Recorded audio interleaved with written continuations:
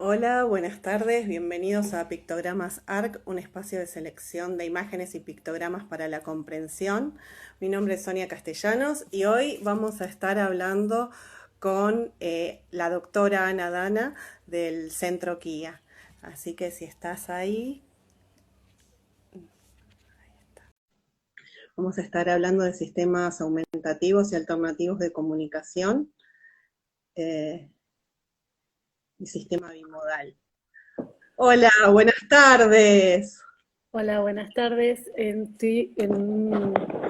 Poniendo, o sea, tengo un trípode que no es trípode, entonces estoy con el temita de que me sale la cabeza por la mitad. Ah, bueno, pero esto es algo de los vivos, es así. Sí. Así que muchas gracias por aceptar la invitación. Gracias por invitarme. Muchas gracias. Muchas gracias. Bueno, te voy a presentar. Tenés un currículum hermoso. El acotado lo achiqué un poco porque la verdad que es un montón el trabajo que realizas. Bueno, ella es Ana Dana, ella es doctora en psicología de la Universidad de Palermo, es licenciada en psicología de UBA, es la directora del Centro KIA, jefa de trabajos prácticos de la Facultad de Psicología de UBA, investigadora en UBA-TIC, qué interesante eso. Docente responsable de la carrera de especialización en neuropsicología clínica de la Facultad de Psicología de UBA, docente responsable de diversos cursos en Chile, ¿no? Mm, sí, todos de té. Bueno, Bueno, es diplomada en autismo y Asperger en la Universidad de Palermo. Tiene la diplomatura superior en necesidades educativas y prácticas inclusivas de Flaxo. De eso vamos a hablar también. La diplomatura en trastorno del lenguaje, certificada en PECS y ADIR. Un posgrado en neuropsicología clínica en UBA. Es miembro de AIDEP, APEA y ARITA. Bien. ¿No? Y bueno, docente en UBA en varias, ¿no? Especialidades. Nombré una. En realidad, UBA se divide grado y posgrado.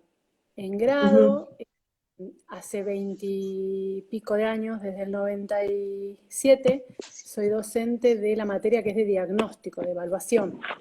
ujú. eh, eh, que está buena, pero es rara porque se ven cosas como eh, para población general, ¿sí? No Ujú. se ve evaluaciones especiales no por educación especial, sino de poblaciones diferentes, no se ve en ninguna otra materia, además, no solo en esta, no solo en UBA.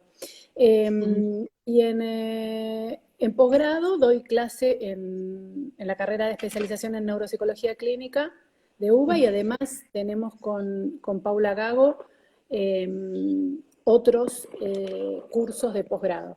Y además después tenemos también en la UNSAM, que damos también prácticas profesionales, la carrera de neuro perdón, pero se me está cayendo este trípode que armé. La carrera de neuro es práctica profesional y en la carrera de UNSAM también es práctica profesional. Y ahí lo que ven, que está buenísimo, los alumnos es evaluación en TEA, básicamente, lo que ven Okay. conmigo. Y Con ahora, la, en este contexto, ¿pudieron acceder, por ejemplo, personas que tal vez no son de Buenos Aires, de la ciudad de Buenos Aires o de la provincia, de manera virtual a esta carrera? Sí, impresionante. En realidad ya me pidieron los programas para el año que viene y son pensados para las dos opciones, presencial o virtual, justamente por los alumnos del interior. Y curiosamente en los cursos de posgrado que estamos dando, hubo un montón de alumnos del interior que en otro momento no lo hubieran podido cursar. Sobre todo en el curso de evaluación en niños, evaluación neurocognitiva en niños, y en el curso de TEA también, gente del interior. Y estuvo buenísimo, porque es llegar sin querer, o sea, sin proponérselo, uno llegó a otra población. Esos Bueno, cursos se dan históricamente presencial y justamente por la pandemia se pudieron dar de manera virtual. Así qué que importante. Qué ahí estamos importante, súper sobre todo para el interior del país, que claro, tal vez falta este tipo de formación, ¿no? O sea, claro, eso claro. Claro, y lo mismo en Chile. En Chile también nos dicen que hay muy poca formación y por eso me convocaron a mí. Estamos dando ahora empieza esta semana un curso de neurobiología en Ujú. TEA, el mes que viene uno sobre integración escolar y después uno extenso de diagnóstico y tratamiento en autismo y si terminamos, porque es un lugar que está acreditado y nos lo aprueban, vamos a dar una diplomatura en Chile. Qué bueno, Sí, re bueno. felicitaciones. No, no, la verdad que en términos de educación se abrió, digamos, otra perspectiva, digamos, y es muy importante. Bueno, quería hablar porque, bueno, en este espacio presento mucho apoyos visuales, pero me parece muy importante hablar de sistemas aumentativos y alternativos de comunicación, porque la verdad es que hay mucha gente dentro del espectro que los utiliza y que el entorno social todavía no está preparado para dar respuesta a la utilización.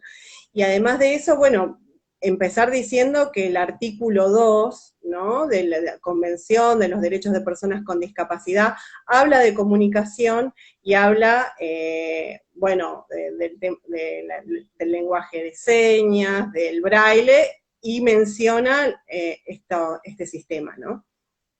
Tal cual, tal cual. No sé por dónde querés que comencemos, porque tenemos...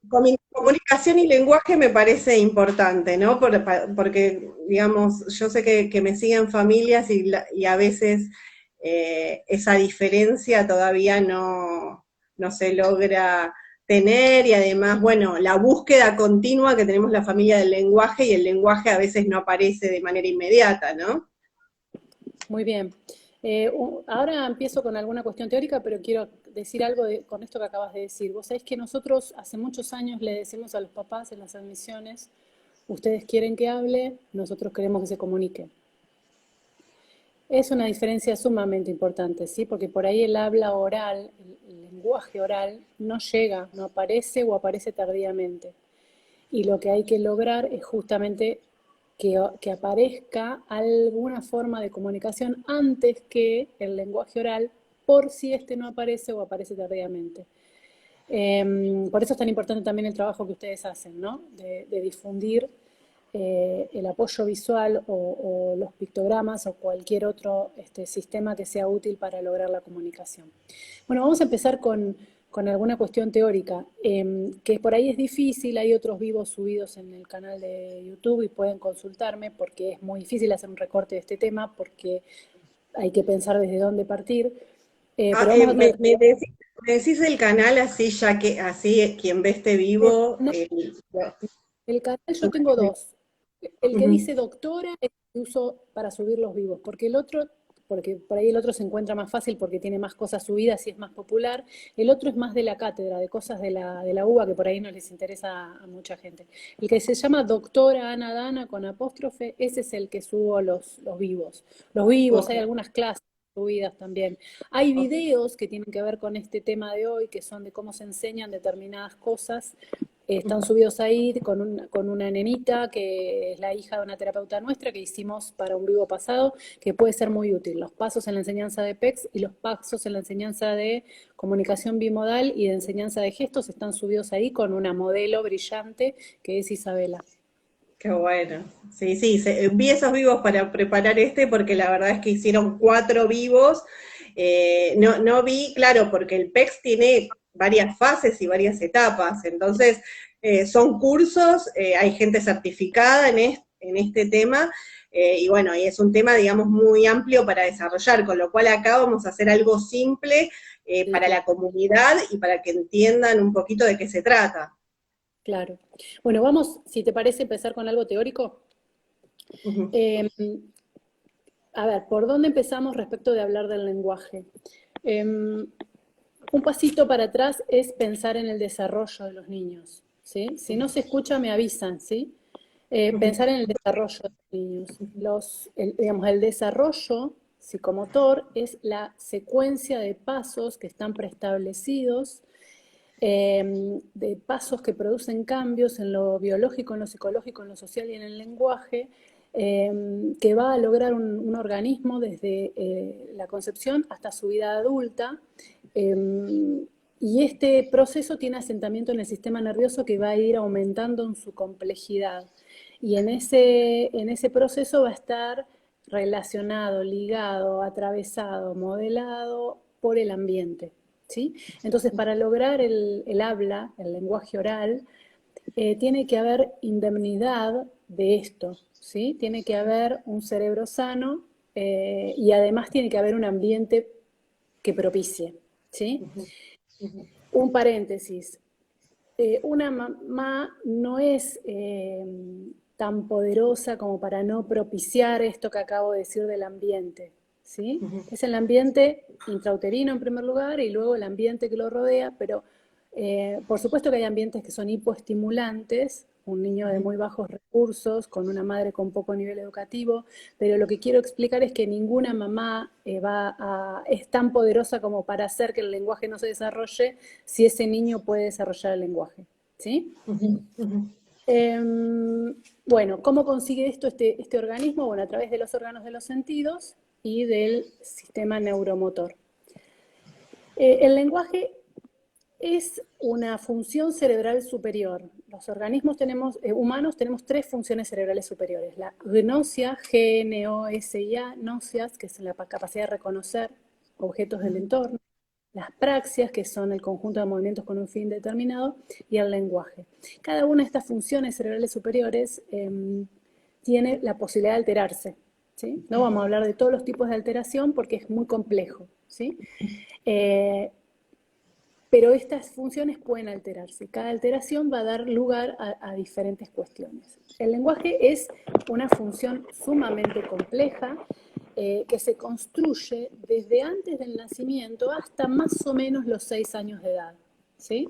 Yo siempre hago este corte como para que se lo armen en la cabeza de un modo sencillo. De 0 a 2 se desarrolla intensamente la comprensión, los niños están mirando y viendo cómo los adultos hablan. De 2 a 4 se desarrolla el lenguaje propiamente dicho. Antes es una etapa prelingüística, aunque en realidad para los autores la etapa prelingüística es hasta los 12 meses. Pero a grosso modo de 2 a 4 se desarrolla intensamente el lenguaje verbal. Un niño de 3 años de edad tiene que tener, de 2 años de edad, entre 2 y 3, tiene que tener por lo menos 50 palabras, ¿sí? Y de 4 a 6 ese niño reflexiona sobre el lenguaje. Y por eso aparece, por ejemplo, la conjugación regular de verbos irregulares. El niño piensa cómo se dicen las palabras, ¿sí? ¿Hasta acá estamos? Sí, sí.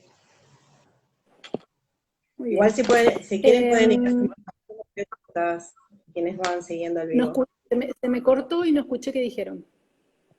No, que si alguien quiere ir haciendo preguntas, después cuando termines la explicación, yo la leo. Perfecto. Yo acabo de hablar del lenguaje, pura y exclusivamente. En el desarrollo de un niño miramos otras áreas, miramos el área cognitiva, el área social, por supuesto el área del juego, social, juego, conducta, el área pedagógica, la motricidad, ¿sí? Todo eso no le estamos dando bolilla en este vivo porque si no sería interminable. En esa etapa que yo mencioné antes como prelingüística se tienen que dar determinados prerequisitos que favorecen el lenguaje. Esos prerequisitos son la sonrisa social y el contacto visual, como seguramente escucharon hablar un montonazo de veces, la atención conjunta, que es la atención entre 2 cabezas, entre 2 ojos, entre 2 personas referidas a un objeto, que es cuando un niño mira a la madre, mira el objeto y vuelve a mirar a la madre sin hablar, le está diciendo, che, estoy pensando en este objeto. La intención comunicativa y algunos aspectos pragmáticos del lenguaje y los gestos, ¿sí? En ese momento aparece antes del año el gesto de señalar, en la etapa prelingüística el gesto de señalar, ¿sí? Los gestos se dividen en 2. Existen gestos que se llaman protodeclarativos, que es como si es un acto comunicativo que implica, es prelingüístico como dije recién, pero el niño señala un objeto que está a la vista solo, que señala el objeto para compartir, es como si le dijera, mamá, mira esto, ¿sí? Qué lindo que es. Y luego están los gestos protoimperativos, que son los gestos para pedir, ¿sí? Cuando es como si dijera, quiero esto. Ya van 2 o 3 veces que digo, es como si, cuando hablé de la atención conjunta y cuando hablé de los gestos, digo, es como si, porque lo que quiero marcar es que el niño, sin hablar del todo correctamente, o sin siquiera haber empezado a hablar, solo tener algún tipo de balbuceo canónico, alguna forma de reduplicar sílabas, el niño sin hablar se está comunicando de cabeza a cabeza, ¿entienden? De mente a mente. El niño sabe que con el gesto provoca algo en la madre se levanta y le alcanza la mamadera. ¿Mm? Esto es un acto social y pragmático, ¿sí? Y es muy importante en la vida de un niño. Por eso es una de las primeras cosas que hay que enseñar en el trabajo, enseñar a pedir, enseñar a señalar. Relacionado con esto está, que también daría para una charla completa, pero está el cómo aprenden los niños. Los niños aprenden de manera incidental, esto en criollo, en fácil, es de casualidad, solo por mirar, ¿sí? El lenguaje se aprende de esta manera. Yo no me siento con un niño a decirle, bueno, ahora te voy a enseñar a decir mamá, mamá, mamá, mamá. No, el niño aprende mirando, ¿sí? Aprende por estar en situaciones cotidianas que permiten ese aprendizaje. Y también aprende por imitación. Por eso, otro de los aspectos que hay que trabajar mucho cuando se comienza con un niño es la imitación no verbal primero, la imitación motora y después la verbal. A diferencia de otras habilidades que se aprenden de modo, con una instrucción clara y específica, como por ejemplo el aprendizaje de la lectura y la escritura, ¿sí? Esto, si yo no se lo enseño a un niño, el niño no lo aprende. Hay que hacer una enseñanza específica. El lenguaje no, el lenguaje se aprende de manera incidental, ¿sí? En contextos comunicacionales. ¿Cómo sacamos provecho a ese aprendizaje incidental? Por ejemplo, en niños que vienen con un desarrollo un poquito más lento y que tienen algunos precursores del lenguaje, bueno, se aprende tratando de convertir en una situación comunicativa cualquier evento, cualquier situación que de la vida cotidiana del niño. Se trata de darle intencionalidad a esa enseñanza. Entonces el niño mira, hace un mínimo balbuceo y uno le dice, ah, ¿querés agua? ¿Sí? Esto se trabaja en un programa que se llama Tentaciones para la Comunicación, que yo suelo repartirlo porque me parece que es parte de lo que tienen que aprender los papás. ¿Sí? ¿Está en tu página Tentaciones para la Comunicación? ¿Cómo? ¿Es un programa, Es un programa de módulos? ¿Cómo es? Es un programa de enseñanza estructurada, digamos, de esto que acabo de decir, de intentar convertir cualquier situación de intercambio con el niño en una situación de comunicación. ¿Sí? Que por otra parte no es nada difícil, es lo que hacen todas las mamás. Cuando un bebé balbucea, la mamá le dice, ay, hoy estás contento, capaz que el nene aquí está molesto porque el pañal está con pis, ¿sí? Claro. Las mamás decodificamos solamente un 30% de las cosas que les pasan a nuestros hijos, pero los niños emiten sonidos, hacen acciones y nosotros vamos dándole un sentido a eso. ¿Sí? Y así el niño va aprendiendo que lo que acaba de hacer genera X cosa en la mamá, o en su mamá o en su cuidadora. Entonces, dijimos las áreas que hay que mirar, dijimos qué es el lenguaje, hablamos parcialmente de los prerequisitos, hablamos de los gestos, el gesto de señalar, protodeclarativo y protoimperativos, y hablamos de lo que es el aprendizaje incidental. Entonces, una cosa más del aprendizaje incidental, que es, yo sé que los niños aprenden de manera incidental, pero yo puedo provocar situaciones de aprendizaje incidental. ¿Sí? De hecho, en los test, en adultos, no tiene nada que ver con el tema que estamos hablando ahora, se investiga, se mide cómo aprende incidentalmente un evaluado. ¿Por qué? Porque esto da la pista de cuánto aprovecha su entorno. Okay. ¿Sí? Si yo estoy acá y estoy en clase y me están hablando, y yo no registro nada del entorno, bueno, es altamente probable que no me nutra, no me favorezca o no pueda, por X motivo, aprender de ese docente que está hablando. En cambio, digamos, si tengo determinadas habilidades, es probable que el aprendizaje incidental sea una forma más para aprovechar y así aprender. ¿Cuáles son las ventajas, perdón por la perra, cuáles son las ventajas del aprendizaje incidental? Bueno, una ventaja importantísima es que se aprenden habilidades fundamentales. O sea, cuando yo estoy mirando, aprendo cómo mi mamá se lava las manos cuando viene de la calle, cómo se lavan los dientes. Estoy mirando y aprendo de casualidad. Mi mamá no me está diciendo, mirá que ahora me voy a lavar los dientes, vos tenés que aprender. Yo aprendo mirando y aprendo en un contexto funcional. Esto además hace que el aprendizaje sea flexible, divertido y amable, ¿sí? Porque yo no te estoy torturando, mirá cómo me lavo los dientes. Claro. Un consejo que le damos siempre a los papás cuando, por ejemplo, los niños no comen alimentos de forma variada es sentarlo en la mesada mientras estás cocinando. Si vos le decís, toma, probá, es altamente probable que el nene se resista. En cambio, si haces como natural la situación de la alimentación, es más probable que el niño lo viva de modo más flexible, más amable, y entonces que aprenda un toque más. Y si a eso le podés sumar algo de diversión, como por ejemplo, no sé, nos pintamos la cara con un dulce de leche, y bueno, es más fácil que el niño acepte alimentos diferentes. Además, el aprendizaje incidental provoca curiosidad. Si yo le digo a un nene, mirá lo que tengo acá, y no se lo muestro, estoy generando curiosidad, ¿sí? O hago ruido con una caja. Esto yo lo hago siempre. Cuando voy a sacar un juguete, hago ruido. ¿Por qué? Porque si no le entra por vía visual, le entra por vía auditiva. Como yo no sé de entrada cuál es la modalidad sensorial preferencial de ese niño, y bueno, intento fogonear su curiosidad.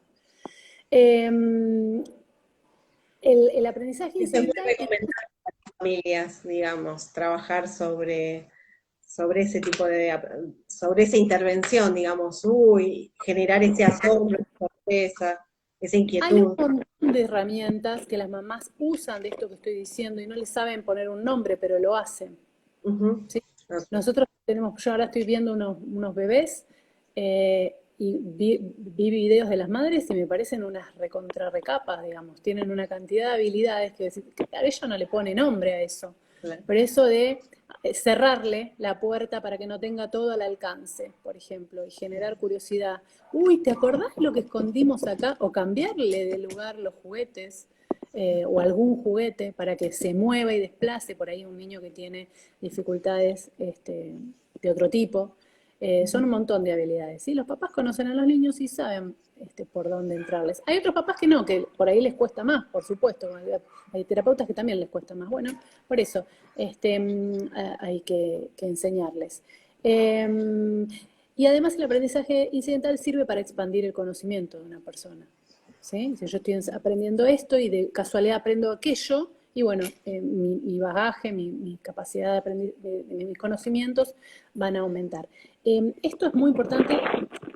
En este punto, casi todo, tiene que ver con el padre, ¿sí? Porque es el padre el que está en esas situaciones en las que se da el aprendizaje incidental.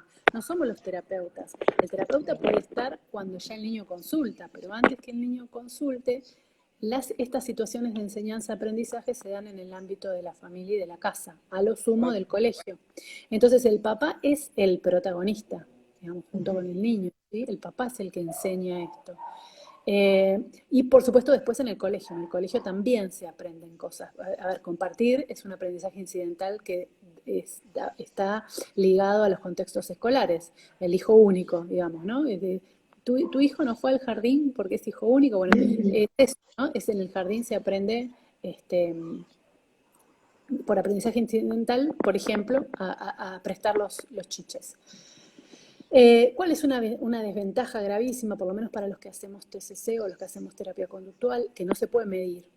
¿Sí? ¿Por qué? Porque son contextos naturales. ¿Cómo haces para estar persiguiendo a esa familia para ver qué sirve y qué no sirve de ser enseñado mediante aprendizaje incidental?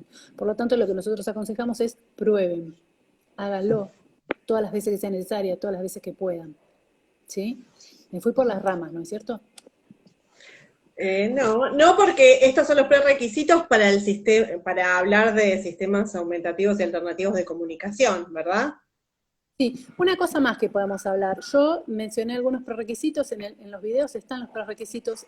Eh, hay formas de enseñar los prerequisitos, hay formas de enseñar el contacto visual, hay formas de enseñar la sonrisa social, hay formas de enseñar el gesto de señalar, la intención comunicativa, la imitación no verbal, la imitación verbal, la atención conjunta. Todo esto se enseña. Por lo tanto, cuando un papá nos escucha y dice, uy, mi hijo no hace eso, uy, mi hijo no hace aquello, la buena noticia es que todo eso se enseña. Las terapias de este tipo, las cognitivas y las conductuales, tienen como soporte que casi cualquier cosa puede ser transformada en un ítem de enseñanza. Se Okay. enseña, ¿sí? En todas las etapas, o sea, porque estuvimos hablando mucho de niñez, pero tal vez nos están siguiendo padres de niños de adolescentes con autismo o jóvenes con autismo. En todas las etapas se Para mí puede. es siempre, para mí es siempre. Si estás Okay. vivo, se puede aprender, siempre. De hecho, no vimos nada de biología, pero hasta la 10ª década de vida hay estudios que hablan de la plasticidad neuronal. Entonces, Sí, no, siempre, siempre. Y siempre porque el niño lo merece, el pibe, el adulto lo merece. Nosotros no, tenemos un... no, seguramente aprendemos todos a lo largo de toda la vida hasta el momento de nuestra muerte, eso creo que no, no hay dudas de eso. A lo que voy es, este tipo de intervención puede ser efectiva en todas las etapas de la vida, ¿no? O sea, esto de aprender en aprendizaje incidental o, bueno, los sistemas aumentativos y Lamentablemente alternativos. hay estudios en la vida adulta de algunas de estas cosas, ¿sí? Pero la experiencia clínica dice que vos podés, por ejemplo, nosotros teníamos un nene grande de 15 años que tenía algo que se llama sordera verbosemántica, que es que Ujú, no comprendía nada del lenguaje hablado, nada. ujú, Y por ujú, supuesto tenía muchísima limitación, ¿sí? ujú, Ese niño, un día le mostramos un pictograma y ujú. ese niño se paró y apagó la luz. Un nene que no seguía una sola acción, no seguía una sola orden, ni simple ni compleja, que no tenía un solo sonido. Con una imagen, ese niño, nosotros decimos, le cambió la vida. Claro. ¿Sí? Porque tuvo un acto comunicativo de aquellos. Nosotros no le Claro. explicamos lo que tenía que hacer, no le mostramos la tecla de la luz. El chico lo entendió. Ok, ¿Sí? Pasó perfecto. de estar habitado de un mundo mudo a hacer Ujú, algo, a hacer acción que tiene que ver con la comunicación. Así que ujú, para mí es siempre, siempre, ujú. siempre. Ahora hablamos un poquito de los sistemas. Sí, ¿Sí? genial. A ver, existen sistemas diferentes de acuerdo a los objetivos que uno se plantea. Existen sistemas alternativos, existen sistemas alternativos y existen sistemas, espérenme, que voy a ver si puedo modificar esto. Existen sistemas alternativos y existen sistemas aumentativos de la comunicación. Son un conjunto de herramientas que se utilizan para potenciar, en los casos que hay lenguaje, mejorar o suplir la ausencia del lenguaje, ¿sí? El Ujú, lenguaje oral, el lenguaje hablado, ¿sí? ¿A quién está destinado? A personas con alteraciones en el desarrollo del lenguaje oral o de la comunicación, y no se circunscribe a niños con TEA, porque por ahí escuché decir, no, la verdad que hay niños con dificultades motoras como una parálisis cerebral en los que estos sistemas son sumamente útiles y además hay estudios y está recomendado para estos niños. Eh, la diferencia con otros sistemas es que requiere un proceso de instrucción específica, requieren de ser enseñados y cada método, por un lado, tiene que ser estudiado en función de la persona que tenemos enfrente y por el otro, se debe enseñar de una manera diferente. ¿Sí? No se ujú, enseñan todos de la misma manera. No es, metemos un pictograma de la misma manera que metemos un gesto, de la misma manera que hacemos habla asignada. Son ujú. distintos, cada uno requiere de un método de enseñanza específico. Digamos, ¿para qué va a servir? Va a servir para que el usuario, o debería servir para que el usuario mejore su funcionalidad, mejore su La vida comunicación. próxima, ¿sí? Ujú, Además, el objetivo sería que esto la persona lo pueda lograr de manera espontánea, los pueda utilizar de manera espontánea y además debería ser generalizable. ¿sí? O sea, que no lo use solamente con la terapeuta, que no lo use solamente con la madre. Entonces, dijimos cuál es el objetivo, dijimos a qué está, digamos, a qué población está destinada. Bueno, se dividen básicamente en dos grupos. Los sistemas alternativos, como dije recién, son o se utilizan para suplir la ausencia del lenguaje. Y un ejemplo de esto es el lenguaje de señas que mencionabas vos al inicio, ¿sí? Esto también es muy importante porque no sé si Argentina tiene tanta carga de difusión, hay toda una pelea en la comunidad sorda de si tienen que ser oralizados o no tienen que ser oralizados. Bueno, lo que quiero decir con esto es que hay mucho material, pero que no es de acá de Argentina, viene de afuera. Cuando uno utiliza el lenguaje de señas, tiene que utilizar el lenguaje de señas del país en donde lo vamos a usar, ¿sí? O sea, no vale usar los gestos del lenguaje de señas de España, eso estoy queriendo decir. Y los sistemas aumentativos sirven para mejorar, para aumentar, como su nombre lo indica, el lenguaje oral. Un ejemplo de esto, ayudan al desarrollo del código oral. Un ejemplo de esto es, por ejemplo, la comunicación bimodal, que es la que hablamos la otra vez en Los Otros Vivos, que en concreto, en fácil, es el uso de gestos más lenguaje hablado. Por eso se llama bimodal, porque es por dos modalidades sensoriales, la visual y la auditiva. Además, los gestos, los sistemas alternativos se pueden dividir en sistemas sin ayuda y sistemas con ayuda, ¿sí? Los sistemas sin ayuda son, por ejemplo, los gestos, el signo, ¿sí? La comunicación bimodal. No necesito de ningún dispositivo extra. A diferencia de los que son con ayuda, que necesito, por ejemplo, algo extra, una computadora, un software específico, láminas, ¿sí? Otra diferencia entre ambos sistemas es que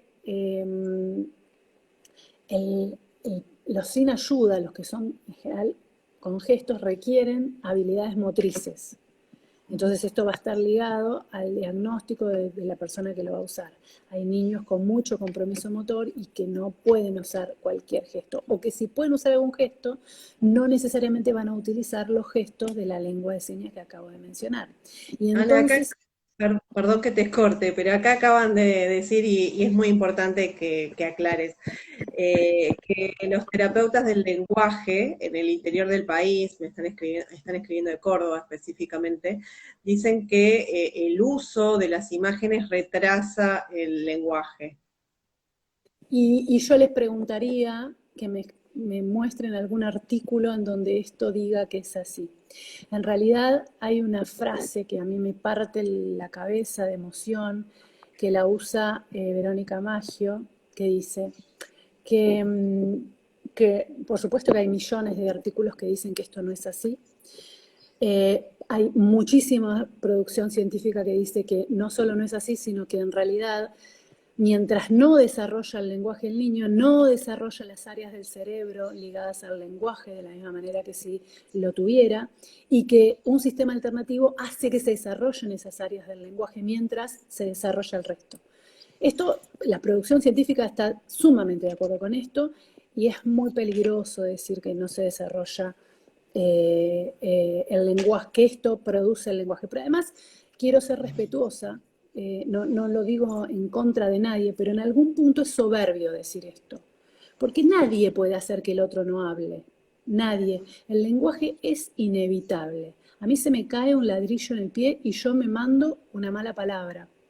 ¿Sí? Nadie puede hacer. Cuando un niño puede hablar y no habla, pasa otra cosa, que son los casos de mutismo selectivo. ¿Sí? Nadie tiene tanto poder como para evitar que un niño hable. Y por el contrario, si no se utilizan estos sistemas, está archidemostrado que el niño no desarrolla las áreas del lenguaje. Pero la frase que usa, o la explicación que usa Verónica, que a mí me partió la cabeza porque ella es fono, no es psicóloga, es que además están las cuestiones emocionales. Digamos, ¿cómo puede ser que un niño se desarrolle bien afectivamente si no puede comunicar? La comunicación es el intercambio de pensamientos con los otros, es en hablar con el otro de mente a mente. Si yo quiero decirte te quiero mucho y no puedo, no solo se va a alterar mis habilidades sociales, mis emociones, mi autoconcepto, sino que además voy a vivir frustrado. Y por eso aparecen los berrinches. Todo niño que no tiene lenguaje y que no puede comunicar, tiene berrinches. Salvo que sea un niño súper pasivo, tiene berrinches. Y está bien que tenga berrinches. Porque lo que significa es que se da cuenta que no puede comunicar. Lo que significa es que quiere comunicar y no puede. Por más que por ahí sea un incordio que tenga este berrinche, ¿no? Pero está buenísimo. Porque quiere decir que necesita comunicar. ¿Sí? Claro. Y no es una casualidad eso, cuando vos ves un niño así en el consultorio, le enseñás un gesto y a los 3 minutos lo está haciendo el nene. A los 3 minutos. Claro. Esa es la prueba evidente de que el gesto... Vamos a estar hablando de sistemas aumentativos y alternativos de comunicación y sistema bimodal. Hola, buenas tardes. Hola, buenas tardes. Estoy poniendo, o sea, tengo un trípode que no es trípode, entonces estoy con el temita de que me sale la cabeza por la mitad. Ah, bueno, pero esto es algo de los vivos, es así. Así que muchas gracias por aceptar la invitación. Gracias por invitarme, muchas gracias. Muchas gracias. Bueno, te voy a presentar, tenés un currículum hermoso, el acotado lo achiqué un poco, porque la verdad que es un montón el trabajo que realizas. Bueno, ella es Ana Dana, ella es doctora en psicología de la Universidad de Palermo, es licenciada en psicología de UBA, es la directora del Centro KIA, jefa de trabajos prácticos de la Facultad de Psicología de UBA, investigadora en UBA-TIC, qué interesante eso. Docente responsable de la carrera de especialización en neuropsicología clínica de la Facultad de Psicología de UBA, docente responsable de diversos cursos en Chile, ¿no? Sí. Bueno, es diplomada en autismo y Asperger en la Universidad de Palermo, tiene la diplomatura superior en necesidades educativas y prácticas inclusivas de Flaxo, de eso vamos a hablar también. La diplomatura en trastorno del lenguaje, certificada en PECS y ADIR, un posgrado en neuropsicología clínica en UBA. Es miembro de AIDEP, APEA y ARITA. ¿No? Y bueno, docente en UBA en varias, ¿no? Especialidades, nombré una. En realidad, UBA se divide grado y posgrado. En grado, hace 20 y pico de años, desde el 97, soy docente de la materia que es de diagnóstico, de evaluación. Que está buena, pero es rara porque se ven cosas como para población general, ¿sí? No se ve evaluaciones especiales no por educación especial, sino de poblaciones diferentes, no se ve en ninguna otra materia, además, no solo en esta, no solo en UBA. Y en posgrado doy clase en la carrera de especialización en neuropsicología clínica de UBA, y además tenemos con Paula Gago otros cursos de posgrado. Y además después tenemos también en la UNSAM, que damos también prácticas profesionales, la carrera de neuro perdón, pero se me está cayendo este trípode que armé. La carrera de neuro es práctica profesional, y en la carrera de UNSAM también es práctica profesional. Y ahí lo que ven, que está buenísimo, los alumnos, es evaluación en TEA, básicamente, lo que ven conmigo. Y ahora, en este contexto, ¿pudieron acceder, por ejemplo, personas que tal vez no son de Buenos Aires, de la ciudad de Buenos Aires o de la provincia, de manera virtual a esta carrera? Sí, impresionante. En realidad ya me pidieron los programas para el año que viene y son pensados para las dos opciones, presencial o virtual, justamente por los alumnos del interior. Y curiosamente, en los cursos de posgrado que estamos dando, hubo un montón de alumnos del interior, que en otro momento no lo hubieran podido cursar. Sobre todo en el curso de evaluación en niños, evaluación neurocognitiva en niños, y en el curso de TEA también, gente del interior. Y estuvo buenísimo, porque es llegar sin querer, o sea, sin proponérselo, uno llegó a otra población. Esos cursos se dan históricamente presencial y justamente por la pandemia se pudieron dar de manera virtual. Así que qué importante. Qué importante, sobre todo para el interior del país, que tal vez falta este tipo de formación, ¿no? O sea, claro. Claro, y lo mismo en Chile. En Chile también nos dicen que hay muy poca formación y por eso me convocaron a mí. Estamos dando ahora empieza esta semana un curso de neurobiología en TEA, el mes que viene uno sobre integración escolar y después uno extenso de diagnóstico y tratamiento en autismo, y si terminamos, porque es un lugar que está acreditado y nos lo aprueban, vamos a dar una diplomatura en Chile. Qué bueno. Sí, re bueno. Felicitaciones. No, la verdad que en términos de educación se abrió, digamos, otra perspectiva, digamos, y es muy importante.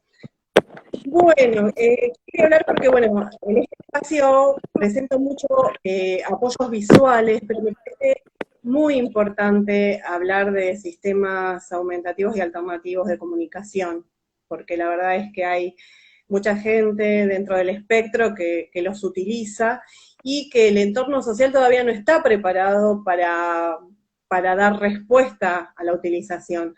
Y además de eso, bueno, empezar diciendo que el artículo 2, ¿no?, de la Convención de los Derechos de Personas con Discapacidad, habla de comunicación y habla, bueno, del lenguaje de señas, del braille, y menciona este sistema, ¿no? Tal cual, tal cual. No sé por dónde querés que comencemos, porque tenemos... Comunicación y lenguaje me parece importante, ¿no? Porque, digamos, yo sé que me siguen familias y a veces esa diferencia todavía no se logra tener, y además, bueno, la búsqueda continua que tenemos la familia del lenguaje, y el lenguaje a veces no aparece de manera inmediata, ¿no? Muy bien. Ahora empiezo con alguna cuestión teórica, pero quiero decir algo con esto que acabas de decir. Vos sabés que nosotros hace muchos años le decimos a los papás en las admisiones: ustedes quieren que hable, nosotros queremos que se comunique. Es una diferencia sumamente importante, ¿sí? Porque por ahí el habla oral, el lenguaje oral, no llega, no aparece o aparece tardíamente. Y lo que hay que lograr es justamente que aparezca alguna forma de comunicación antes que el lenguaje oral, por si este no aparece o aparece tardíamente. Por eso es tan importante también el trabajo que ustedes hacen, ¿no? De difundir el apoyo visual o los pictogramas o cualquier otro sistema que sea útil para lograr la comunicación. Bueno, vamos a empezar con alguna cuestión teórica, que por ahí es difícil. Hay otros vivos subidos en el canal de YouTube y pueden consultarme, porque es muy difícil hacer un recorte de este tema, porque hay que pensar desde dónde partir. Me decís el canal, así ya que así quien ve este vivo... El canal yo tengo dos. El que dice doctora es el que uso para subir los vivos, porque por ahí el otro se encuentra más fácil porque tiene más cosas subidas y es más popular. El otro es más de la cátedra, de cosas de la UBA, que por ahí no les interesa a mucha gente. El que se llama doctora Ana Dana con apóstrofe, ese es el que subo los vivos. Los vivos, hay algunas clases subidas también. Hay videos que tienen que ver con este tema de hoy, que son de cómo se enseñan determinadas cosas.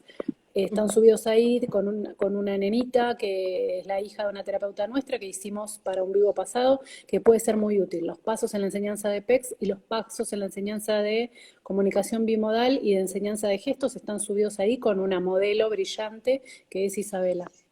Qué bueno. Sí, vi esos vivos para preparar porque la verdad es que hicieron 4 vivos.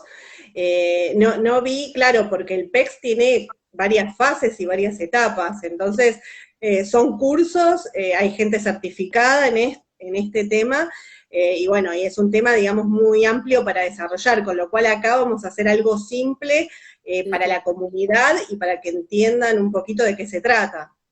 claro. Bueno, vamos, si te parece, empezar con algo teórico. Ujú. Eh, a ver, ¿por dónde empezamos respecto de hablar del lenguaje? Un pasito para atrás es pensar en el desarrollo de los niños, ¿sí? Si no se escucha, me avisan, ¿sí? Pensar en el desarrollo de los niños. Digamos, el desarrollo psicomotor es la secuencia de pasos que están preestablecidos, de pasos que producen cambios en lo biológico, en lo psicológico, en lo social y en el lenguaje, que va a lograr un organismo desde la concepción hasta su vida adulta. Y este proceso tiene asentamiento en el sistema nervioso que va a ir aumentando en su complejidad. Y en ese proceso va a estar relacionado, ligado, atravesado, modelado por el ambiente. ¿Sí? Entonces, para lograr el habla, el lenguaje oral, tiene que haber indemnidad de esto, ¿sí? Tiene que haber un cerebro sano y además tiene que haber un ambiente que propicie, ¿sí? Un paréntesis. Una mamá no es tan poderosa como para no propiciar esto que acabo de decir del ambiente, ¿sí? Es el ambiente intrauterino en primer lugar y luego el ambiente que lo rodea, pero por supuesto que hay ambientes que son hipoestimulantes, un niño de muy bajos recursos, con una madre con poco nivel educativo, pero lo que quiero explicar es que ninguna mamá es tan poderosa como para hacer que el lenguaje no se desarrolle si ese niño puede desarrollar el lenguaje, ¿sí? Bueno, ¿cómo consigue esto este organismo? Bueno, a través de los órganos de los sentidos y del sistema neuromotor. El lenguaje es una función cerebral superior. Los organismos humanos tenemos tres funciones cerebrales superiores. La gnosia, G-N-O-S-I-A, gnosias, que es la capacidad de reconocer objetos del entorno. Las praxias, que son el conjunto de movimientos con un fin determinado, y el lenguaje. Cada una de estas funciones cerebrales superiores tiene la posibilidad de alterarse, ¿sí? No vamos a hablar de todos los tipos de alteración porque es muy complejo, ¿sí? Pero estas funciones pueden alterarse. Cada alteración va a dar lugar a diferentes cuestiones. El lenguaje es una función sumamente compleja que se construye desde antes del nacimiento hasta más o menos los 6 años de edad. ¿Sí? Yo siempre hago este corte como para que se lo armen en la cabeza de un modo sencillo. De 0 a 2 se desarrolla intensamente la comprensión, los niños están mirando y viendo cómo los adultos hablan. De 2 a 4 se desarrolla el lenguaje propiamente dicho, antes es una etapa prelingüística, aunque en realidad para los autores la etapa prelingüística es hasta los 12 meses, pero a grosso modo de 2 a 4 se desarrolla intensamente el lenguaje verbal. Un niño de 3 años de edad tiene que tener, de 2 años de edad, entre 2 y 3, tiene que tener por lo menos 50 palabras, ¿sí? Y de 4 a 6 ese niño reflexiona sobre el lenguaje. Y por eso aparece, por ejemplo, la conjugación regular de verbos irregulares. El niño piensa cómo se dicen las palabras, ¿sí? ¿Hasta acá estamos? Sí, sí. Muy Igual bien. si pueden, si quieren pueden ir haciendo preguntas quienes van siguiendo el No vivo. se me cortó y no escuché qué dijeron. No, que si alguien quiere ir haciendo preguntas, después cuando termines la explicación, yo la leo. Perfecto. Yo acabo de hablar del lenguaje, pura y exclusivamente. En el desarrollo de un niño miramos otras áreas, miramos el área cognitiva, el área social, por supuesto el área del juego, social, juego, conducta, el área pedagógica, la motricidad, ¿sí? Todo eso no le estamos dando bolilla en este vivo porque si no sería interminable. En esa etapa que yo mencioné antes como prelingüística se tienen que dar determinados prerequisitos que favorecen el lenguaje. Esos prerequisitos son la sonrisa social y el contacto visual, como seguramente escucharon hablar un montonazo de veces, la atención conjunta, que es la atención entre dos cabezas, entre dos ojos, entre dos personas referidas a un objeto, que es cuando un niño mira a la madre, mira el objeto y vuelve a mirar a la madre sin hablar, le está diciendo, che, estoy pensando en este objeto. La intención comunicativa y algunos aspectos pragmáticos del lenguaje y los gestos, ¿sí? En ese momento aparece, antes del año, el gesto de señalar. En la etapa prelingüística, el gesto de señalar, ¿sí? Los gestos se dividen en dos. Existen gestos que se llaman protodeclarativos, que es como si digamos, es un acto comunicativo que implica, es prelingüístico, como dije recién, pero el niño señala un objeto que está a la vista solo, que señala el objeto para compartir, es como si le dijera, mamá, mira esto, ¿sí? Qué lindo que es. Y luego están los gestos protoimperativos, que son los gestos para pedir, ¿sí? Cuando es como si dijera, quiero esto. Ya van 2 o 3 veces que digo, es como si, cuando hablé de la atención conjunta y cuando hablé de los gestos, digo, es como si, porque lo que quiero marcar es que el niño, sin hablar del todo correctamente, o sin siquiera haber empezado a hablar, solo tener algún tipo de balbuceo canónico, alguna forma de reduplicar sílabas, el niño sin hablar se está comunicando de cabeza a cabeza, ¿entienden? De mente a mente. El niño sabe que con el gesto provoca algo en la madre se levanta y le alcanza la mamadera. ¿Mm? Esto es un acto social y pragmático, ¿sí? Y es muy importante en la vida de un niño. Por eso es una de las primeras cosas que hay que enseñar en el trabajo, enseñar a pedir, enseñar a señalar. Relacionado con esto está, que también daría para una charla completa, pero está el cómo aprenden los niños. Los niños aprenden de manera incidental. Esto en criollo, en fácil, es de casualidad, solo por mirar, ¿sí? El lenguaje se aprende de esta manera. Yo no me siento con un niño a decirle, bueno, ahora te voy a enseñar a decir mamá, mamá, mamá, mamá. No, el niño aprende mirando, ¿sí? Aprende por estar en situaciones cotidianas que permiten ese aprendizaje. Y también aprende por imitación. Por eso, otro de los aspectos que hay que trabajar mucho cuando se comienza con un niño es la imitación no verbal primero, la imitación motora y después la verbal. A diferencia de otras habilidades que se aprenden de modo,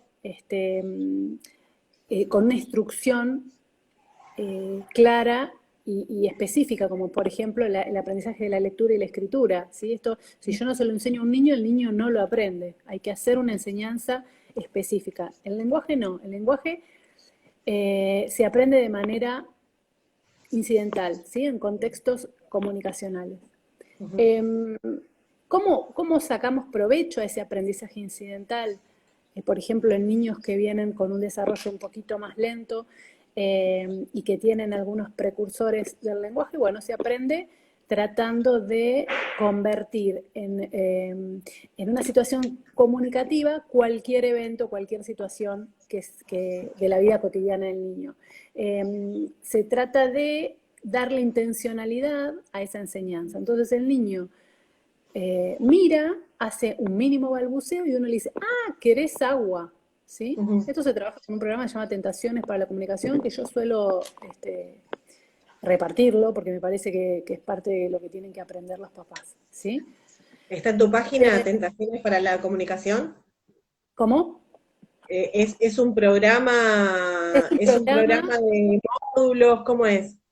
Es un programa de enseñanza estructurada,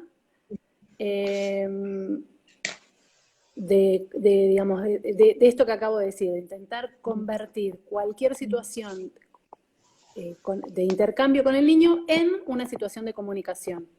¿Sí? Que por otra parte no es nada difícil, es lo que hacen todas las mamás. Cuando un bebé balbucea, la mamá le dice, ay, hoy estás contento, capaz que el nene aquí está molesto porque el pañal está con pis, ¿sí? Claro. Las mamás decodificamos solamente un 30% de las cosas que les pasan a nuestros hijos, pero los niños emiten sonidos, hacen acciones y nosotros vamos dándole un sentido a eso. ¿Sí? Y así el niño va aprendiendo que lo que acaba de hacer genera X cosa en la mamá, o en su mamá o en su cuidadora. Entonces, dijimos las áreas que hay que mirar, dijimos qué es el lenguaje, hablamos parcialmente de los prerequisitos, hablamos de los gestos, el gesto de señalar, protodeclarativo y protoimperativos, y hablamos de lo que es el aprendizaje incidental. Entonces, una cosa más del aprendizaje incidental, que es, yo sé que los niños aprenden de manera incidental, pero yo puedo provocar situaciones de aprendizaje incidental. ¿Sí? De hecho, en los test, en adultos, no tiene nada que ver con el tema que estamos hablando ahora, se investiga, se mide cómo aprende incidentalmente un evaluado. ¿Por qué? Porque esto da la pista de cuánto aprovecha su entorno. Okay. ¿Sí? Si yo estoy acá y estoy en clase y me están hablando, y yo no registro nada del entorno, bueno, es altamente probable que no me nutra, no me favorezca o no pueda, por X motivo, aprender de ese docente que está hablando. En cambio, si tengo determinadas habilidades, es probable que el aprendizaje incidental sea una forma más para aprovechar y así aprender.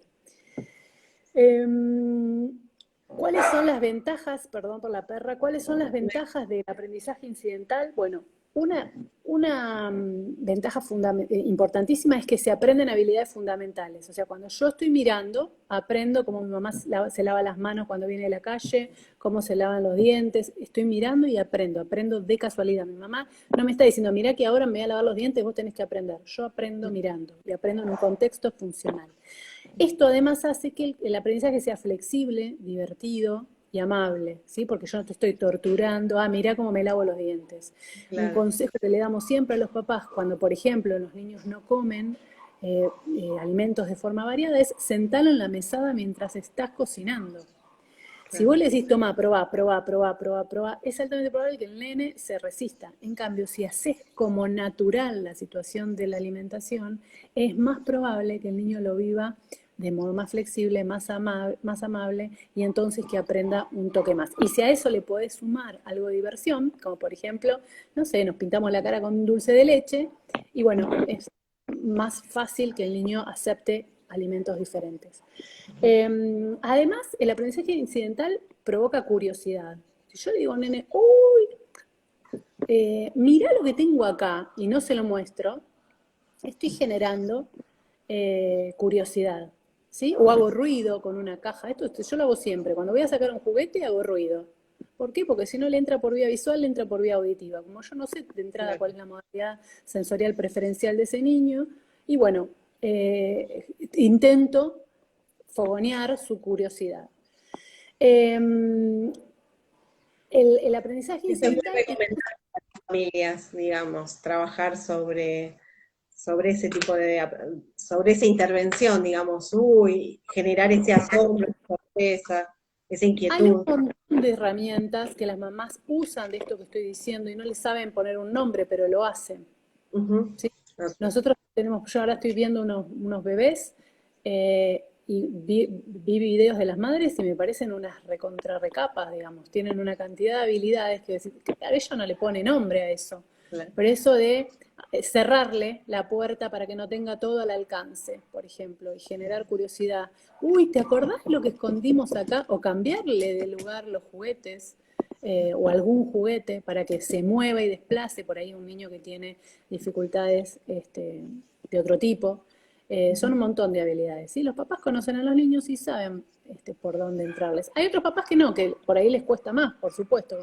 Hay terapeutas que también les cuesta más. Bueno, por eso hay que enseñarles. Y además el aprendizaje incidental sirve para expandir el conocimiento de una persona. ¿Sí? Si yo estoy aprendiendo esto y de casualidad aprendo aquello, y bueno, mi bagaje, mi capacidad de aprender, de mis conocimientos van a aumentar. Esto es muy importante. En este punto, casi todo, tiene que ver con el padre, ¿sí? Porque es el padre el que está en esas situaciones en las que se da el aprendizaje incidental.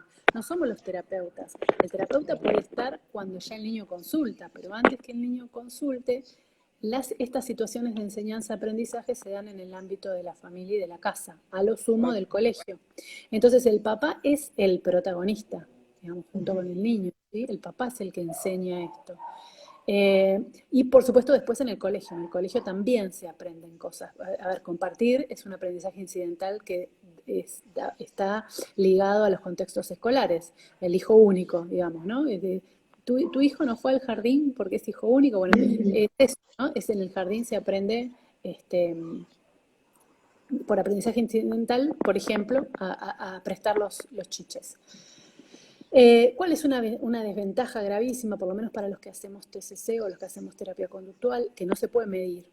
¿Sí? ¿Por qué? Porque son contextos naturales. ¿Cómo haces para estar persiguiendo a esa familia para ver qué sirve y qué no sirve de ser enseñado mediante aprendizaje incidental? Por lo tanto, lo que nosotros aconsejamos es prueben, háganlo, todas las veces que sea necesaria, todas las veces que puedan. ¿Sí? Me fui por las ramas, ¿no es cierto? No, porque estos son los prerequisitos para el sistema, para hablar de sistemas aumentativos y alternativos de comunicación, ¿verdad? Sí, una cosa más que podemos hablar. Yo mencioné algunos prerequisitos, en los videos están los prerequisitos. Eh, hay formas de enseñar los prerequisitos, hay formas de enseñar el contacto visual, hay formas de enseñar la sonrisa social, hay formas de enseñar el gesto de señalar, la intención comunicativa, la imitación no verbal, la imitación verbal, la atención conjunta. Todo esto se enseña, por lo tanto, cuando un papá nos escucha y dice, uy, mi hijo no hace eso, uy, mi hijo no hace aquello, la buena noticia es que todo eso se enseña. Las terapias de este tipo, las cognitivas y las conductuales, tienen como soporte que casi cualquier cosa puede ser transformada en un ítem de enseñanza. Se Okay. enseña, ¿sí? En todas las etapas, o sea, porque estuvimos hablando mucho de niñez, pero tal vez nos están siguiendo padres de niños de adolescentes con autismo o jóvenes con autismo. En todas las etapas se Para mí puede. es siempre, para mí es siempre. Si estás Okay. vivo, se puede aprender, siempre. De hecho, no vimos nada de biología, pero hasta la 10ª década de vida hay estudios que hablan de la plasticidad neuronal. Entonces, Sí, no, siempre, siempre. Y siempre porque el niño lo merece, el pibe, el adulto lo merece. Nosotros no, tenemos un... no, seguramente aprendemos todos a lo largo de toda la vida hasta el momento de nuestra muerte, eso creo que no hay dudas de eso. A lo que voy es, este tipo de intervención puede ser efectiva en todas las etapas de la vida, ¿no? O sea, esto de aprender en aprendizaje incidental o, bueno, los sistemas aumentativos y Lamentablemente alternativos de... hay estudios en la vida adulta de algunas de estas cosas, ¿sí? Ajá, Pero la experiencia clínica dice que vos podés, por ejemplo, nosotros teníamos un nene grande de 15 años que tenía algo que se llama sordera verbosemántica, que es que ujú, no comprendía nada del lenguaje hablado, nada. ujú, Y por ujú, supuesto tenía muchísima limitación, ¿sí? ujú, Ese niño, un día le mostramos un pictograma y ujú. ese niño se paró y apagó la luz. Un nene que no seguía una sola acción, no seguía una sola orden, ni simple ni compleja, que no tenía un solo sonido. Con una imagen, ese niño, nosotros decimos, le cambió la vida. Claro. ¿Sí? Porque tuvo un acto comunicativo de aquellos. Nosotros no le explicamos lo que tenía que hacer, no le mostramos la tecla de la luz. El chico lo entendió. Ok, ¿Sí? Pasó perfecto. de estar habitado de un mundo mudo a hacer Ujú, algo, a hacer acción que tiene que ver con la comunicación. Así que ujú, para mí es siempre, siempre, ujú. siempre. Ahora hablamos un poquito de los sistemas. Sí, ¿Sí? genial. A ver, existen sistemas diferentes de acuerdo a los objetivos que uno se plantea. Existen sistemas alternativos, existen sistemas alternativos y existen sistemas, espérenme, que voy a ver si puedo modificar esto. Existen sistemas alternativos y existen sistemas aumentativos de la comunicación. Son un conjunto de herramientas que se utilizan para potenciar, en los casos que hay lenguaje, mejorar o suplir la ausencia del lenguaje, ¿sí? El lenguaje oral, el lenguaje hablado, ¿sí? ¿A quién está destinado? A personas con alteraciones en el desarrollo del lenguaje oral o de la comunicación, no se circunscribe a niños con TEA, porque por ahí escuché decir, no, la verdad que hay niños con dificultades motoras como una parálisis cerebral, en los que estos sistemas son sumamente útiles y además hay estudios y está recomendado para estos niños. La diferencia con otros sistemas es que requiere un proceso de instrucción específica, requieren de ser enseñados, y cada método, por un lado, tiene que ser estudiado en función de la persona que tenemos enfrente, y por el otro, se debe enseñar de una manera diferente. ¿Sí? No se enseñan todos de la misma manera. No es, metemos un pictograma de la misma manera que metemos un gesto, de la misma manera que hacemos aula asignada. Son distintos, cada uno requiere de un método de enseñanza específico. Digamos, ¿para qué va a servir? Va a servir para que el usuario, o debería servir para que el usuario mejore su funcionalidad, mejore su vida próxima, ¿sí? Además, el objetivo sería que esto la persona lo pueda lograr de manera espontánea, los pueda utilizar de manera espontánea, y además debería ser generalizable. ¿Sí? O sea, que no lo use solamente con la terapeuta, que no lo use solamente con la madre. Entonces, dijimos, ¿cuál es el objetivo? Dijimos a qué está, a qué población está destinada. Bueno, se dividen básicamente en dos grupos. Los sistemas alternativos, como dije recién, son o se utilizan para suplir la ausencia del lenguaje. Y un ejemplo de esto es el lenguaje de señas que mencionabas vos al inicio, ¿sí? Esto también es muy importante porque no sé si Argentina tiene tanta carga de difusión, hay toda una pelea en la comunidad sorda de si tienen que ser oralizados o no tienen que ser oralizados. Bueno, lo que quiero decir con esto es que hay mucho material, pero que no es de acá de Argentina, viene de afuera. Cuando uno utiliza el lenguaje de señas, tiene que utilizar el lenguaje de señas del país en donde lo vamos a usar, ¿sí? O sea, no vale usar los gestos del lenguaje de señas de España, eso estoy queriendo decir. Y los sistemas aumentativos sirven para mejorar, para aumentar, como su nombre lo indica, el lenguaje oral. Un ejemplo de esto, ayudan al desarrollo del código oral. Un ejemplo de esto es, por ejemplo, la comunicación bimodal, que es la que hablamos la otra vez en Los Otros Vivos, que en concreto, en fácil, es el uso de gestos más lenguaje hablado. Por eso se llama bimodal, porque es por dos modalidades sensoriales, la visual y la auditiva. Además, los gestos, los sistemas alternativos se pueden dividir en sistemas sin ayuda y sistemas con ayuda, ¿sí? Los sistemas sin ayuda son, por ejemplo, los gestos, el signo, ¿sí? La comunicación bimodal. No necesito de ningún dispositivo extra. A diferencia de los que son con ayuda, que necesito, por ejemplo, algo extra, una computadora, un software específico, láminas, ¿sí?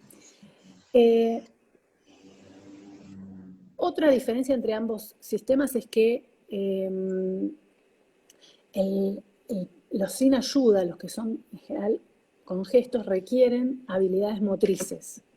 Entonces esto va a estar ligado al diagnóstico de la persona que lo va a usar. Hay niños con mucho compromiso motor y que no pueden usar cualquier gesto, o que si pueden usar algún gesto, no necesariamente van a utilizar los gestos de la lengua de señas que acabo de mencionar. Y entonces... Perdón que te corte, pero acá acaban de decir, y es muy importante que aclares, que los terapeutas del lenguaje en el interior del país, están escribiendo de Córdoba específicamente, dicen que el uso de las imágenes retrasa el lenguaje.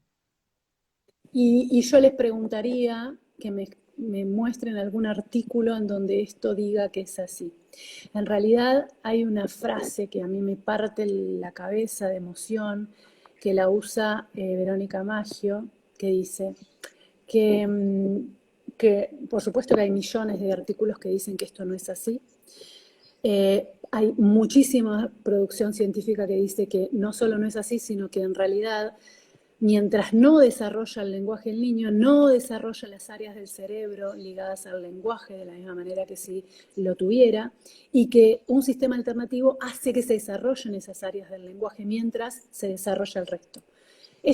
La producción científica está sumamente de acuerdo con esto, y es muy peligroso decir que no se desarrolla el lenguaje, que esto produce el lenguaje. Pero además quiero ser respetuosa, no lo digo en contra de nadie, pero en algún punto es soberbio decir esto, porque nadie puede hacer que el otro no hable, nadie. El lenguaje es inevitable. A mí se me cae un ladrillo en el pie y yo me mando una mala palabra. ¿Sí? Nadie puede hacer. Cuando un niño puede hablar y no habla, pasa otra cosa, que son los casos de mutismo selectivo. ¿Sí? Nadie tiene tanto poder como para evitar que un niño hable. Y por el contrario, si no se utilizan estos sistemas, está archidemostrado que el niño no desarrolla las áreas del lenguaje. Pero la frase que usa, o la explicación que usa Verónica, que a mí me partió la cabeza porque ella es fono, no es psicóloga, es que además están las cuestiones emocionales. Digamos, ¿cómo puede ser que un niño se desarrolle bien afectivamente si no puede comunicar? La comunicación es el intercambio de pensamientos con los otros, es hablar con el otro de mente a mente. Si yo quiero decirte te quiero mucho y no puedo, no solo se va a alterar mis habilidades sociales, mis emociones, mi autoconcepto, sino que además voy a vivir frustrado. Y por eso aparecen los berrinches. Todo niño que no tiene lenguaje y que no puede comunicar, tiene berrinches. Salvo que sea un niño súper pasivo, tiene berrinches. Y está bien que tenga berrinches. Porque lo que significa es que se da cuenta que no puede comunicar. Lo que significa es que quiere comunicar y no puede. Por más que por ahí sea un incordio que tenga este berrinche, ¿no? Pero está buenísimo. Porque quiere decir que necesita comunicar. ¿Sí? Claro. Y no es una casualidad eso. Cuando vos ves a un niño así en el consultorio, le enseñás un gesto y a los 3 minutos lo está haciendo el nene. A los 3 minutos. Claro. Esa es la prueba evidente de que el gesto era necesario. ¿Sí? Así que es súper importante esa pregunta. No evita, no hay nada que pueda evitar el desarrollo del lenguaje. Nada. Está demostrado que o lo reemplaza en los casos de las personas que no lo tienen, o lo aumenta en los casos de las personas que lo tienen. Ni que hablar, por ejemplo, de cuando se avanza en la enseñanza de la estructura de la frase. Ni que hablar. Nosotros siempre hablamos de Isabela porque es nuestra modelo y con la que filmamos los videos y porque está autorizada, por supuesto, por la mamá. Isabela, acá en una reunión con su sistema bimodal, participa de las conversaciones. Vamos a esperar que su síndrome de Down le deje desarrollar el lenguaje más tardíamente o va a poder participar de las conversaciones con nosotros mientras tanto. Perfecto. Te pregunto porque, bueno, me interesó mucho tu formación en Flaxo. Supongo que debes acompañar muchos proyectos de inclusión. Y quería preguntarte cómo estaba la implementación de los sistemas aumentativos y alternativos en los colegios, si había una apertura, si hay tal vez algún tipo de formación, porque supongo que, al menos yo conozco personas que usan este sistema, pero que no están no están escolarizados. Esto es sumamente importante y tiene que ver con otro aspecto que no dije, de las diferencias entre los sistemas alternativos y los sistemas aumentativos, que tiene que ver con la disponibilidad. Un gesto lo llevo conmigo, a donde voy. Por supuesto que requiere que el otro comprenda, pero hay gestos convencionales, gestos naturales, gestos de nuestro entorno. Si uno va a comer a un restaurante de otro país, aunque no entienda el idioma, hay cosas que las puede explicar, ¿sí? Y esa es una ventaja de los gestos. Pero la desventaja es que requiere que los otros aprendan. Y esto juega un rol importante en la escuela, ¿sí? En la escuela, y no es casualidad, que de todos se utilizan más los pictogramas que los gestos, porque el pictograma es más sencillo que lo entienda cualquier miembro de la comunidad escolar, a diferencia de por ahí un gesto que requiere que la maestra se aprenda los gestos de ese niño. Y si ese niño tiene 50 gestos, y es difícil que la docente se los aprenda todos. Ok, pero entonces es muy necesario, digamos, este trabajo conjunto de equipo terapéutico y colegio para que puedan entender cómo se comunica esa persona, digamos, ¿no? Sí. O sea, ¿hay flexibilidad en la utilización o no? Es muy importante que los docentes puedan aprender esto, digamos, la utilidad, la funcionalidad y el beneficio. Hay colegios todavía que siguen, por ejemplo, nosotros tenemos un nene que le hacen dejar los gestos en la puerta de la escuela cuando entra, perdón, los pictogramas en la puerta de la escuela cuando entra, y yo siempre pongo el mismo ejemplo. De hecho, cuando lo enseño, pongo de imagen, pongo los anteojos, porque digo, ¿a quién se le ocurre decir que deje los anteojos en la puerta de la escuela? A nadie. Sin embargo, los pictogramas se los hacen dejar. Pero hay otros docentes que cuando ven la ventaja y cuando ven la carita de los nenes, bajan la guardia y entienden. Yo siempre digo esto, los aprendizajes pasan por el cuerpo. Cuando vos ves, no hay manera de volver atrás. Si vos ves que el niño con el gesto o con el pictograma frena y te mira la cara, no se puede desandar eso. Ya está, el nene entendió. Entonces, quizás si muchos terapeutas y muchos padres armamos el regimiento de personas que enseñamos esto, los docentes lo van a terminar aprendiendo, por lo menos en la medida de las posibilidades. Mientras tanto, estaría bueno que comprendan y enseñarles que todo el tiempo usan sistemas de pictogramas. No lo enseñan como con las fases y los pasos que lo enseñamos las personas que estamos formadas en esto.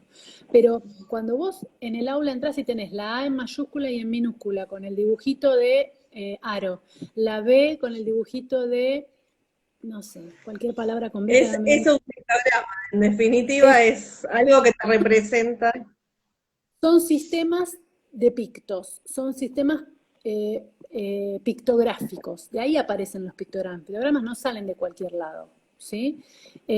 Al que se le ocurrió porque entendía.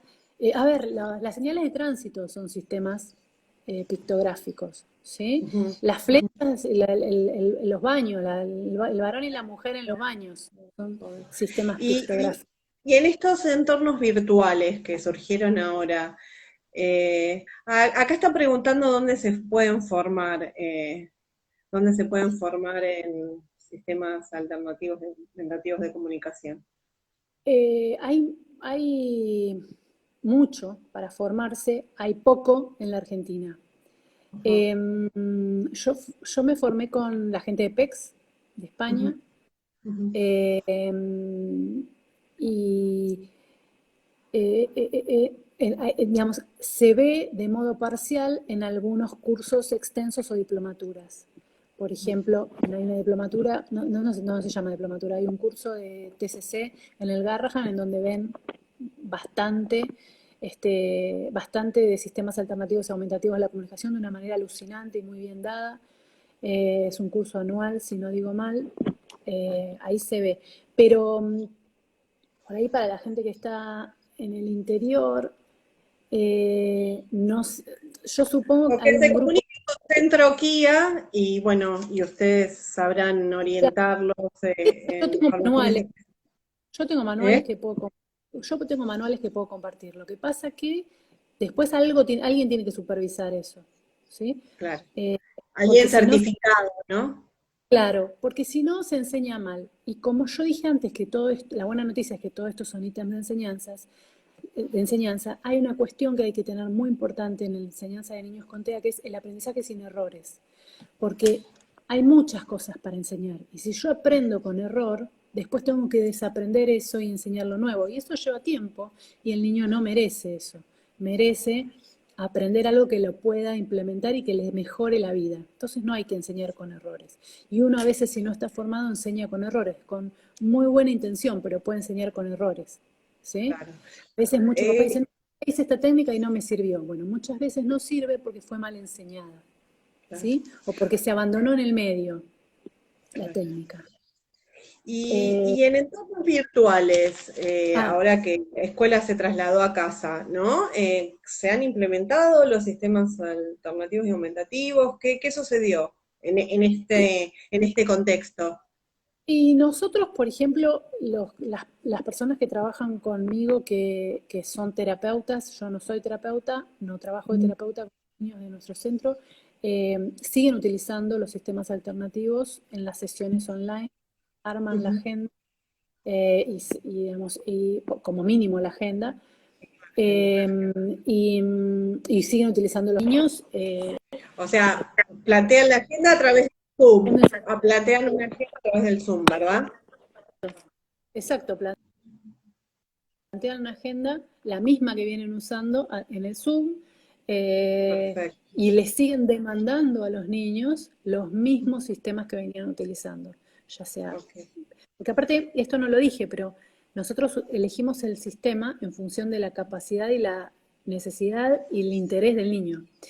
Y lo que sucede es que la mayoría de las veces mezclamos sistemas, ¿sí? Claro. En algunos niños, por ejemplo, nosotros empezamos con casi todos los niños en la primera consulta, incluso en niños que vienen a consultar por otra cosa, probamos el gesto de dame, ¿sí? En vez de que el niño, claro, en vez de que el niño venga y te arranque lo que quiere, porque vos estás sentada en el escritorio y tenés cosas atractivas del otro lado, le decís dame, ¿sí? Exactamente, está el videíto subido de Isabela en el canal de YouTube. Le enseñás el dame. Yo que hago evaluación y diagnóstico, que no implemento casi ninguna de todas estas cosas, porque la evaluación tiene que ser lo más cercano a cómo se baremaron los test, el gesto de dame lo hago siempre. Y yo tengo una mamá que es una recontracapa, que capaz que está escuchando, de un nene que todavía no tiene diagnóstico, que me vio a mí hacerlo, y a la sesión siguiente el niño vino con el gesto de dame. Un nene que consulta con un desarrollo tardío del lenguaje, no tiene TEA, o sea, un aprendizaje sin errores, ¿cómo se llama? Aprendizaje sin errores. Aprendizaje sin errores, sí. Sí. ¿Cómo se logra el aprendizaje sin errores? Cuando vos querés enseñar algo, no sé, X, cualquier cosa, vení o dame, le das la instrucción, esperas muy pocos segundos y si no lo hace, modelás para que lo haga. O sea, en general esto se hace con dos personas. Claro, vos adelante y otro de atrás que modela, ¿sí? Hay que tener mucho registro del tiempo, porque por un lado le tenés que dar tiempo para que el pibe procese, pero por otro lado no tenés que darle mucho tiempo para que no haga otra cosa, porque si no cuando vos le decís muy bien, el nene no va a saber a qué se refiere ese muy bien. Y si uno quiere que la conducta se repita, tiene que felicitar o dar un refuerzo, ¿sí? Un refuerzo. Por eso está piola hacerlo con dos personas, aunque sea las primeras veces. Los niños, muchos niños, al toque entienden. Al toque, al toque, al toque, al toque. La comunicación es inevitable. ¿Cómo podemos reforzar el uso de los sistemas alternativos y aumentativos de comunicación a nivel social? Por ejemplo, yo quiero ir y que el kiosquero sepa usar con mi hijo el kiosquero, puede ser con el panadero. A ver, ¿cómo podemos sensibilizar para que más personas estén abiertas, ¿no?, a estos sistemas de comunicación? Hay dos cosas por ahí para pensar. Por un lado, yo dije recién que los sistemas se tenían que diseñar en función del interés del niño, las necesidades del niño, el entorno del niño, con lo cual, teniendo en cuenta eso, es muy difícil pensarlo en un kiosco o en una panadería, porque ahí no tendría ninguna cosa que ver con Juan Pérez, con Roberto Rodríguez, ¿sí? Pero sí sabemos que los niños con TEA, las personas con condición de espectro autista, son visuales. Entonces le van a dar más bolilla a todo lo que es visual. Entonces ahí podríamos pensar algunas cuestiones básicas, como por ejemplo la señalización de negocios, con cuestiones básicas, como por ejemplo dónde está el pan, dónde está la factura, dónde está el kiosco, dónde se paga, cuestiones hiper concretas.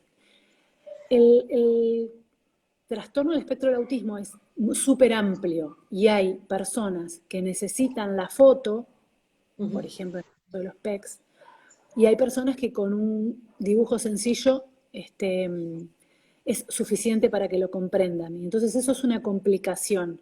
Pero sí o sí yo creo que siempre la imagen es valiosa para lo que son los grandes espacios. Y también creo que es la imagen con la palabra, porque hay muchos niños que utilizan la lectura como un sistema aumentativo o alternativo. Nosotros teníamos un nene que consultó a los 12 años y no hablaba, solo lloraba. Cuando vino a la consulta conmigo no emitió más que llanto. Estaba muy enojado porque la mamá le había cambiado la rutina, el niño iba al colegio cerca nuestro y ese día le tocó la consulta, cambió y estaba muy enojado. Y yo lo veía que él hacía así. Y yo digo, este pibe lee. Entonces, nosotros en la sala de espera, porque no lo pude hacer ingresar al consultorio, tenemos pizarrón, porque damos clases, damos cursos. Y yo escribí, bueno, no quiero decir por si lo conocen, pero digamos, yo escribí las consonantes de su nombre y guioncitos para las voces. Escribí la primera consonante, guión, la segunda consonante, guión. Y el chico en un momento agarró el marcador y completó su nombre. Nosotros Sabía leer. nadie sabía que ese nene leía. ¿Sí? Ahí es un ejemplo para lo que preguntaban en Córdoba, digamos. Miren todo lo que se perdió de sistema. Ese nene tenía ya 12 años. ¿Vamos a seguir esperando que aparezca el lenguaje oral? Claro, sabía no, Es, claro. por eso, Tener muy en claro la comunicación y el lenguaje, tener muy en claro esa diferencia es clave. Es claro, clave y no el lenguaje es descartar la el imagen lenguaje como es recurso. hablar, ¿sí? Hay lenguaje oral, hay otros tipos de lenguaje, hay lenguaje gestual, hay lenguaje corporal. Eso es el lenguaje. La comunicación es el intercambio de pensamientos con los demás, es lograr por eso el que sabe el lenguaje habla de la importancia de la mutualidad. El lenguaje significa que entre las dos nos comprendemos las dos. Y yo estoy hablando y vos bostezás, perdón de nuevo por los perros, No hay problema. yo voy a pensar que a vos no te gusta lo que estoy diciendo, que te aburre, que tenés sueño, que dormiste poco anoche, se me van a ocurrir una cantidad de cosas. Bueno, la comunicación es tener en cuenta todas esas cosas que te pueden estar pasando a vos cuando yo te digo X cosa.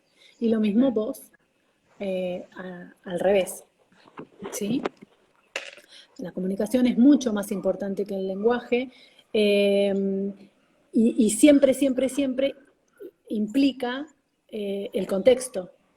Lo que acá hacemos no es lo mismo que se hace, lo que hacemos en casa no es lo mismo que lo que hacemos en la escuela, no es lo mismo que lo que se hace, no sé, en un bar, en un restaurante, ¿sí? Bueno, había otra cosa más que preguntaron que me omití de contestar. No, estaba hablando del tema de... Al principio, porque claro, estuvimos viendo todo el desarrollo de una persona típica y bueno, el sistema entiendo que surge a partir de que este desarrollo no es típico y hay algunas alteraciones y por eso nos vemos obligados a utilizar otros recursos para la comunicación, ¿no? Sí, sí, totalmente, pero también es importante remarcar que las personas usamos imágenes todo el tiempo. El 80% de la información que procesamos cualquier persona es visual. Tenemos la vida llena de pictogramas. Lo que pasa es que no nos damos cuenta, no lo estamos pensando, le ponemos el foco a que esto no es así. Lo mismo que pasa algo parecido con el conductismo, digamos, ¿no? Se critican determinadas cosas, pero en realidad no nos damos cuenta que es así. Digamos que o los frascos de la alacena no tienen nombres, no tienen dibujos. Claro, ordenan, fijan conceptos. Yo lo que noto, yo uso muchos apoyos visuales con mi hija y lo que noto es que logra ese anclaje del concepto que bueno, que de otra forma con la palabra no lo lograría, pero es verdad que necesito las dos cosas porque el canal auditivo es muy importante también para el caso de mi hija, ¿no? Bueno, Temple Grandin dice algo que es muy importante cuando habla de la presión que ella necesita en el cuerpo para sus problemas de integración sensorial. Ella dice algo así como 4 neuronas son más que 2. Si yo te lo digo, además de que te lo muestro, estoy convocando más zonas de tu cerebro. Entonces seguramente va a resultar bien. Esto se enseña así para otros cuadros, no solo para los niños con TEA. Por ejemplo, los niños con déficit de atención también se les enseña con más de una modalidad sensorial, porque lo que hacen es demandarte más en tu cabeza. Y eso está buenísimo. Pero además, el lenguaje hablado, yo termino de hablar y requiere, como dije al principio, de un montón de zonas de mi cerebro que estén sanas y bien. Por ejemplo, la memoria de trabajo. El claro, lenguaje es efímero, yo termino de hablar y si vos no tenés buena memoria, te olvidás lo que dije. En cambio, la imagen queda, está a la bien, vista, ¿sí? Sí, por eso la memoria funciona mejor en reconocimiento que en evocación libre. Si yo te digo una lista de palabras de animales y después te digo, perro estaba ahí, bueno, es más fácil que que había yo te diga asociación. nombres de animales. Ujú, claro. ¿Sí? Bueno, así funciona la imagen visual. Funciona como un recordatorio. Nuestras agendas son sistemas. Las agendas que usamos las personas que de a pie, digamos, las que usamos para ver a quién le di los turnos, digamos, Claro. son sistemas de apoyo, ¿sí? Y el apoyo tiene que estar diseñado en función de lo que le sirve al niño. Eh, eh, es muy importante el diseño del apoyo. Es muy importante como terapeuta y como padre ser flexibles con los apoyos. Es muy importante como terapeuta y como padre aprender muchos sistemas de apoyo para ir cambiando a medida que el niño avanza. No alcanza con que tenga una agenda con 120 pictogramas y que use siempre los mismos. ¿Sí? Hay que No, y mejorar el vocabulario, hay que mejorar. una madre este sábado comentaba que bueno, que el pictograma después se transforma en una palabra, ¿no? O sea que a Claro, veces o sea, desaparece la imagen y aparece la palabra de ese pictograma de claro, lo que es el lunes, por ejemplo. claro. Eh, Si vos cómo se va estás transformando en la comprensión. Así que nos queda muy poco tiempo. Muchísimas gracias, muchísimas gracias. Yo no sé si queda algún concepto más o si alguien quiere hacer alguna pregunta, pero para mí era necesaria esta charla porque, bueno, quería ampliar un poco más el concepto de apoyos únicamente y que se supiera y que se hablara sobre estos sistemas. Así que, bueno, te agradezco un montón. Tu trabajo profesional es muy valorado. Sobre todo, bueno, esto de bimodalidad, al menos yo había escuchado muy poco. Así que ahora voy a ver, recordame la página. Si yo en la página es doctora Ana Dana con D apóstrofe A mayúscula doble N A, esa es la que subo este material. Subí ahí la enseñanza de gestos bimodal por una profesional de España, lo saqué de YouTube y lo subí a mi canal porque tiene la enseñanza de palabras básicas y la tiene planteada en 4 grandes grupos y me pareció súper claro. Así que ahí hay un El buen canal de material para ver, además de los vivos viejos, ¿sí? YouTube. Ok, bueno. Yo les agradezco que me hayan convocado, cuenten conmigo para, creo que en algún momento hicimos una charla presencial. Presencial en Yadal. En Yadal fue Ah, excelente porque ahí hicimos PECs, que bueno, o sea, lleva mucho tiempo, pero bueno, tuvimos como una noción rápida. Acá piden hay que mucho, repitan. hay mucho para explicar, mucho para repasar, mucho para enseñar, hay mucha información, así que cuando quieran me convocan. Bueno, muchísimas gracias. Bueno, la verdad que este es mi último vivo del año, así que te agradezco que me hayas acompañado. Fue un año muy difícil para las familias dentro del espectro, para las personas dentro del espectro, pero también quiero como rescatar estos aprendizajes, estos espacios que se generaron y que bueno, y que la información no llega más lejos, ¿no? O sea, no queda en Cava. Esa reunión que hicimos fue acá en Ciudad de Buenos Aires y yo sé bueno, que este vivo llega a otros lugares. Así que te agradezco, te mando un abrazo y bueno, y estamos hablando. Muchas gracias, les mando un beso y nos vemos en la próxima. Gracias por participar. Gracias.